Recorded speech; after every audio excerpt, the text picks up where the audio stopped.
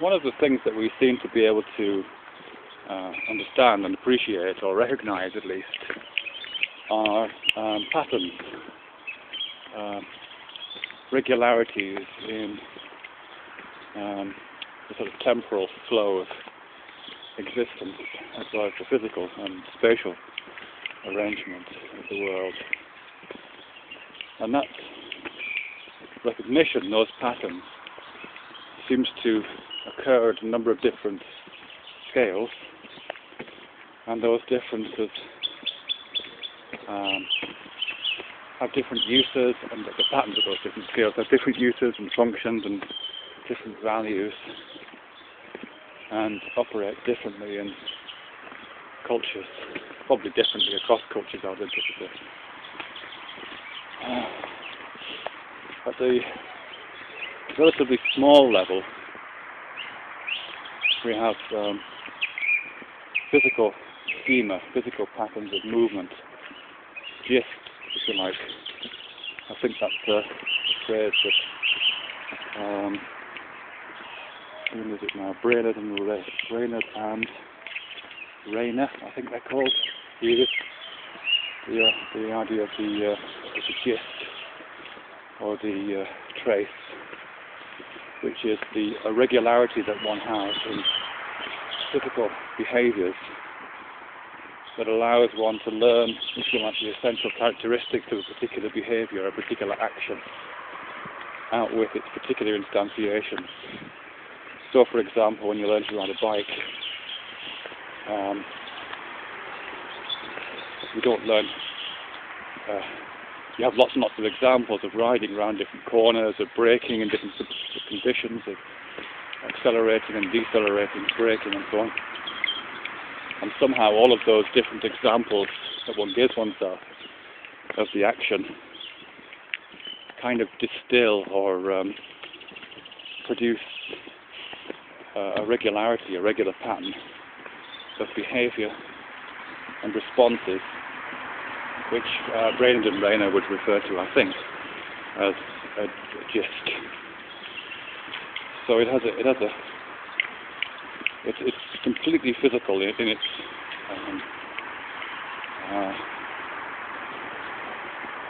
association with the world and its responses. It has no metaphysical component or anything like that.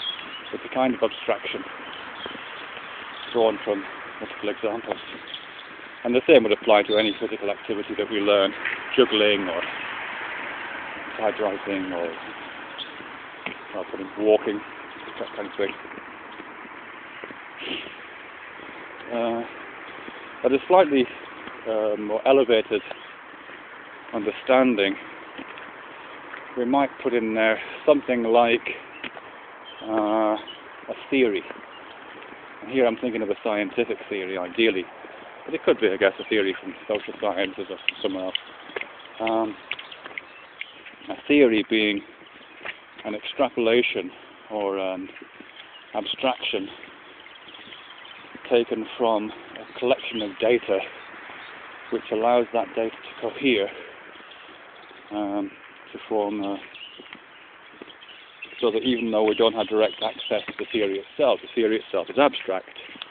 It pulls together and contains and organizes and structures all of the data which we do have experience of. So, for example, evolutionary theory, which I know is criticized by creationists and so on as just a theory, but that's a misunderstanding of the word theory.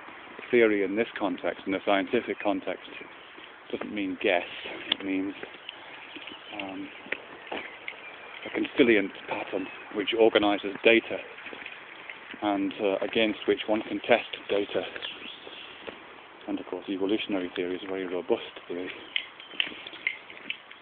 Again, it's an abstraction. You can't see evolution. You can't directly experience it. It is genuinely abstract. But it coheres the individual data, experiential data that is produced by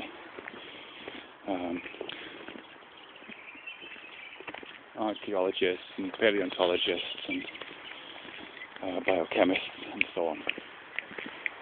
So again, at the level of theory, like at the level of the gist or the image of the corporeal schema, there is this sense of an abstract pattern, essentialized, abstracted from a multiple set of data and instances. Another level at which this operates, and yeah, I'll give it a go at least anyway, is at the level of myth, I think, or at the myth, a level of narrative or legend or something like that. A really good myth is not literal. You can't access the characters which populate these myths. You can't access the worlds in which they live or the landscapes that they walk through. But nevertheless, a really good myth, a successful myth, one that stands the test of time, if you like, by persisting, is one that manages to cohere many, many experiences and distill experiences that are lived and embodied and concrete. So a myth is a kind of abstraction of all of these rather complex data, and acts as a sort of consilient structure to which these individual data experiences can refer or be contained or organized.